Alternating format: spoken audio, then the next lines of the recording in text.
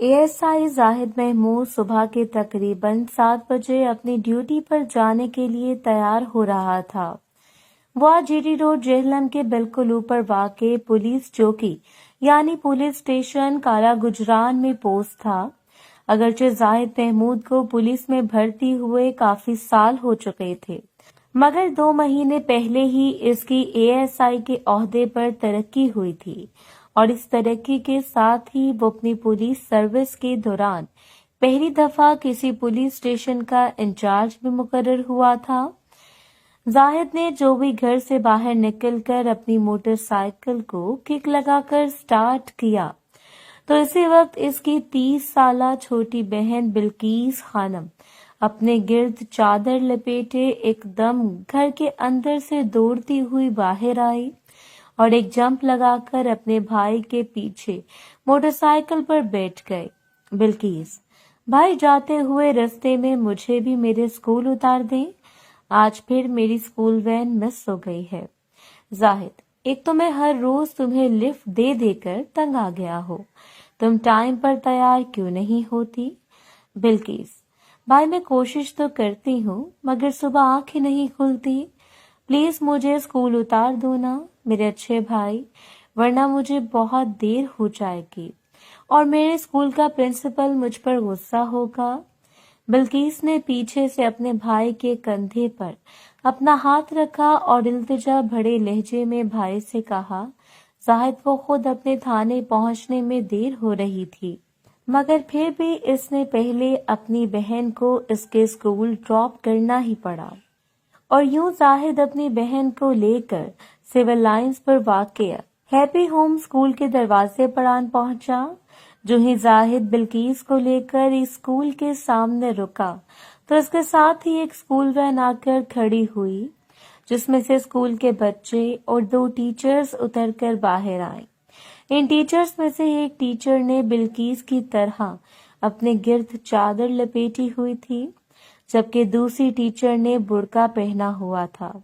मुंह पर बुर्के के नकाब की वजह से इस टीचर की सिर्फ आंखें ही नजर आ रही थीं, जबकि इसका बाकी का चेहरा छुपा हुआ था। इन दोनों टीचर्स ने बिल्कीस को अपने भाई के साथ मोटरसाइकिल पर बैठे देखा तो इन्होंने दोनों बहन भाई के पास से गुजरते हुए बिल्कीस को सलाम किया। बिल्कीस अपने भाई की मोटरसाइकिल से उतरी और जाहिद का शुक्रिया अदा करती हुई इन बच्चों और दोनों साथी टीचर्स के साथ स्कूल के गेट के अंदर चली गई। जाहिद भी अपनी बहन को स्कूल उतार कर पुलिस चौकी आया और अपने रूटीन के काम में मसरूफ हो गया। इसी दिन दोपहर के तकरीबन 1 बजे का वक्त था। जुलाई के महीने होने की वजह से एक तो गर्मी अपने जोबन पर थी और दूसरा बिजली की लोड शेडिंग ने सब लोगों की मत मार रखी थी। इस गर्मी की शिद्दत से निढाल होकर जाहिद पुलिस चौकी में बने हुए अपने दफ्तर में आन बैठा। आज थाने में इसको कोई खास मसरूफियात नहीं थी, इसलिए बैठा बैठा जाहिद महमूद अपनी गुजरी हुई जिंदगी के बारे में सोचने लगा।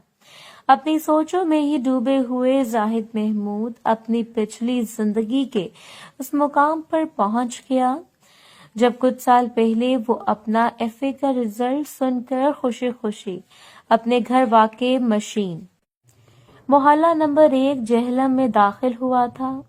जो ही जाहिद अपने घर के दरवाजे को खोलकर घर में दाखिल हुआ तो घर के सहन में अपनी अम्मी और दूसरे भाई और बहनों को जारो कतार रोता देखकर जाहिद बहुत परेशान हो गया और वो दौड़ता हुआ अपनी अम्मी के पास पहुंचा। जाहिद, अम्मी खैरियत तो है ना? आप सब ऐसे क्यों रो रहे हैं?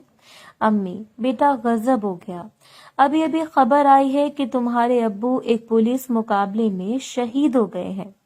जाहिद के अब्बू करीम साहब पुलिस में हेड कांस्टेबल थे और वो भी अपने घर के वाहिद कमाने वाले भी थे।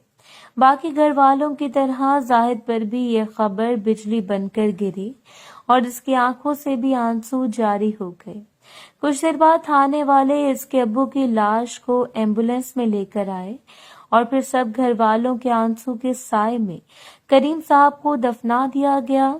چونکہ زاہد کے ابو نے اس پولیس مقابلے میں کرمنلز کے ساتھ جوان مار دی تھی کیونکہ زاہد کے ابو نے اس پولیس مقابلے میں کرمنلز کے ساتھ جواں مردی سے مقابلہ کیا تھا، اس لیے پولیس ڈپارٹمنٹ نے ان کی اس بہادری کی قدر کرتے ہوئے ان کے بیٹے زاہد کو پولیس میں کانسٹیبل بھرتی کر لیا۔ کہتے ہیں کہ ہر انسان کی اپنی قسمت ہوتی ہے اور کسی انسان کا ستارہ دوسرے کی نسبت اچھا ہوتا ہے۔ لگتا تھا کہ کچھ ایسے ہی بات زاہد کے ابو کریم صاحب کی بھی تھی، کیونکہ گھر کے واحد کمانے والے ہونے کے باوجود اپنے جیتے جی کریم صاحب اپنے 5 بچوں اور ایک بیوی کا خرچہ بہت اچھا نہ صحیح مگر پھر بھی کافی لوگوں سے بہتر چلا رہے تھے۔ لیکن اب ان کی وفات کے بعد جب گھر کا سارا بوجھ زاہد پر آن پڑا تو زاہد کے لیے اپنے گھر کا خرچہ چلانا مشکل ہونے لگا۔ زاہد چونکہ نیا پولیس میں بھرتی ہوا تھا، اس لیے شروع کا کچھ عرصہ وہ رشوت کو حرام سمجھ کر اپنی پولیس کی سیلری میں گزارا کرنے کی کوشش میں مصروف رہا۔ زاہد نے جب محسوس کیا کہ پولیس کی نوکری میں اس کے لیے اپنے گھر کا خرچہ پورا کرنا مشکل ہو رہا ہے تو زاہد نے اپنے ایک دوست کے مشورے سے اپنی ڈیوٹی کے بعد فارغ ٹائم میں چنگچی یعنی آٹو رکشہ چلانا شروع کر دیا۔ اسی دوران زاہد سے چھوٹی اس کی بہن بلقیس نے بھی اپنا FA کا امتحان پاس کر لیا اور اپنے بھائی کا ہاتھ بٹانے کے لیے گھر کے قریب ایک اسکول میں ٹیچر کی جاب شروع کر دی۔ بلقیس دن میں اسکول کی جاب کرتی اور پھر شام کو گھر میں محلے کے بچوں کو ٹیوشن پڑھانے لگی۔ دونوں بہن بھائی کی دن رات کی محنت رنگ لانے لگی اور اس طرح مہنگائی کے اس دور میں ان کے گھر والوں کا گزارا ہونے لگا۔ زاہد اور بلقیس جو کماتے وہ مہینے کے آخر میں لا کر اپنی امی کے ہاتھ میں دے دیتے۔ زاہد اور بلقیس کی امی رضیہ بی بی ایک سمجھدار عورت تھی۔ وہ جانتی تھی کہ اس کی بچیاں اور بچے اب جوان ہو رہے ہیں اور جلد ہی وہ شادی کے قابل ہونے والے ہیں، اس لیے رضیہ بی بی نے اپنے بچوں کی کمائی میں سے تھوڑے تھوڑے پیسے بچا کر اپنے محلے کی عورتوں کے ساتھ مل کر کمیٹی ڈال لی تاکہ آہستہ آہستہ کر کے اس کے پاس کچھ پیسے جمع ہو جائیں تو وہ وقت آنے پر اپنے بچوں کی شادیاں کر سکے۔ اس طرح دن گزرتے گئے اور دن مہینوں اور پھر سال میں تبدیل ہونے لگے۔ وقت اتنی تیزی سے گزرا کہ زاہد اور اس کی بہن بلقیس کو پتہ ہی نہ چلا۔ زاہد کو اپنی بہن بلقیس کا گھر سے باہر نکل کر نوکری کرنا اچھا نہیں لگتا تھا، مگر وہ مجبوری کے عالم میں اپنی بہن کے اس قدم کو قبول کر رہا تھا۔ زاہد کو امید تھی کہ اس کا چھوٹا بھائی زمان جو کہ اب کالج میں میٹرک کے بعد کالج کے فرسٹ ایئر میں داخل ہوا تھا، وہ جلد ہی پڑھ کے اس کے ساتھ اپنے گھر کا بوجھ اٹھائے گا تو اپنی سب بہنوں کی شادی کر کے اپنا فرض پورا کر دے گا۔ ادھر زاہد تو یہ سوچ رہا تھا مگر قدرت کو شاید کچھ اور ہی منظور تھا۔ زاہد تو یہ سمجھتا تھا کہ اس طرح اس کا بھائی زمان بھی اپنے کام سے کام رکھنے والا ایک سیدھا سادہ لڑکا ہے، مگر اصل حقیقت کچھ اور ہی تھی۔ اصل میں زاہد کے برعکس زمان کا اٹھنا بیٹھنا کچھ غلط قسم کے دوستوں میں ہو گیا جنہوں نے اس کو نشے پر لگا دیا۔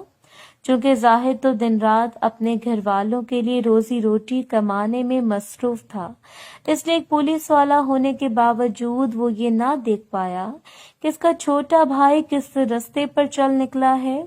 اس کو اپنے بھائی کے نشہ کرنے والی بات کا اس وقت پتہ چلا جب بہت دیر ہو چکی تھی۔ ایک دن جب زاہد اپنی ڈیوٹی پر ہی تھا کہ اس کو یہ منحوس خبر ملی کہ اس کا چھوٹا بھائی زمان نشے کی وجہ سے انتقال کر گیا ہے۔ زاہد اور اس کی پوری فیملی کے لیے یہ قیامت خیز خبر تھی۔ وہ لوگ تو ابھی اپنے والد کی موت کا غم ہی نہیں بھولے تھے کہ یہ حادثہ ہو گیا۔ بھائی کی موت کا دکھ تو زاہد کو بہت ہوا، مگر پھر بھی جیسے تیسے کر کے زاہد نے اپنے آپ کو سنبھالا اور کچھ دن کے سوگ کے بعد وہ دوبارہ اپنی زندگی میں مشغول ہو گیا۔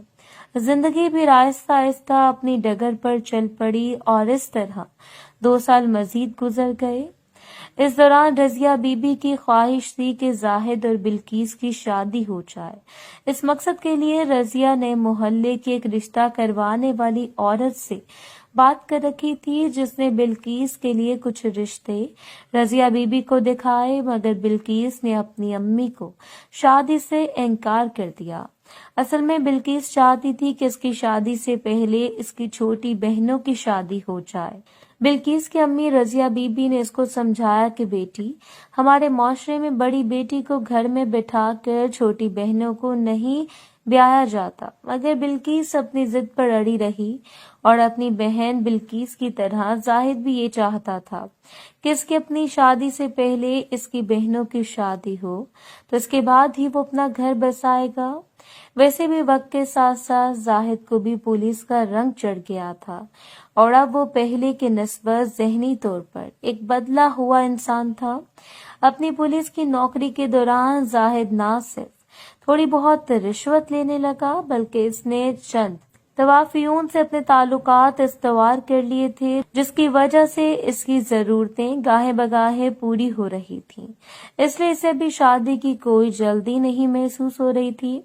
आखिरकार जाहिद और बिल्किस की मां को इनकी जिद के आगे हार मानना पड़ी और इसने कुछ मुनासिब रिश्ते देखकर अपनी दोनों छोटी बहनों की शादियां कर दी। छोटी बहनों की शादी के बाद बिल्किस की अम्मी ने इसको शादी के लिए जोर देना शुरू कर दिया और फिर अगले साल जब बिल्किस की उम्र 27 साल हुई तो उसकी शादी भी कर दी गई। बिल्किस की शादी से फारिग होने के बाद रजिया बीबी ने अपने बेटे जाहिद को शादी करने का कहा। हालांकि जाहिद अब 29 साल का हो चुका था, मगर अब भी पहले की तरह इसका अभी भी वही जवाब था कि अम्मी, क्या जल्दी है। असल में बात ये थी कि अब जाहिद के दिलो दिमाग में ये सोच हावी हो गई थी कि जब रोज ताज़ा दूध बाहर से मिल जाता है तो घर में भैंस पालने की क्या जरूरत है। इसलिए वो हर दफा अपनी अम्मी की इसकी शादी की फरमाइश पर टाल मटोल कर देता था। इधर शादी के पहले कुछ महीने तो बिल्किस के साथ इसके शौहर और ससुराल वालों का रवैया अच्छा ही रहा, मगर फिर आहिस्ता आहिस्ता बिल्किस के ससुराल वालों का लालचीपन सामने आने लगा और इन्होंने नए बहाने से हर दूसरे तीसरे महीने बिल्किस और इसके घर वालों से पैसों का मुतालबा करना शुरू कर दिया। अपना घर बचाने की खातिर पहले पहल तो बिल्किस अपने ससुराल वालों के ये मुतालबात किसी न किसी तरह पूरे करती रही और फिर जब रोज रोज की इस नई फरमाइश से तंग आकर बिल्किस ने इनकार करना शुरू किया तो बिल्किस की सास ने इसके शौहर से कहकर बिल्किस को पिटवाना शुरू कर दिया। बिल्किस हर महीने या दूसरे महीने अपनी अम्मी के घर आने लगी और फिर रोज रोज की लड़ाई का नतीजा ये निकला कि इसके शौहर ने एक दिन इसको तलाक देकर हमेशा हमेशा के लिए बिल्किस को इसकी अम्मी के घर भेज दिया और खुद दूसरी शादी कर ली। बिल्किस को तलाक मिलने पर कोई ज्यादा गम ना महसूस हुआ। इसकी एक वजह ये थी कि वो खुद भी रोज रोज की मार कुटाई से तंग आ चुकी थी। दूसरी वजह ये थी कि बिल्किस को शादी के 2 सालों में कोई औलाद नहीं हुई, इसलिए इसको अपनी तलाक का ज्यादा गम नहीं हुआ, क्योंकि अगर औलाद हो जाती तो फिर तलाक के बाद इसके अपनी औलाद को अकेले पालना भी एक मसला होता। मोहतरम नाज़रीन और सामीन, इस कहानी का बाकी हिस्सा अगली आने वाली वीडियो से पेश किया जाएगा। अगर आपको वीडियो अच्छी लगी तो वीडियो को लाइक और हमारे चैनल को सब्सक्राइब जरूर करें। शुक्रिया।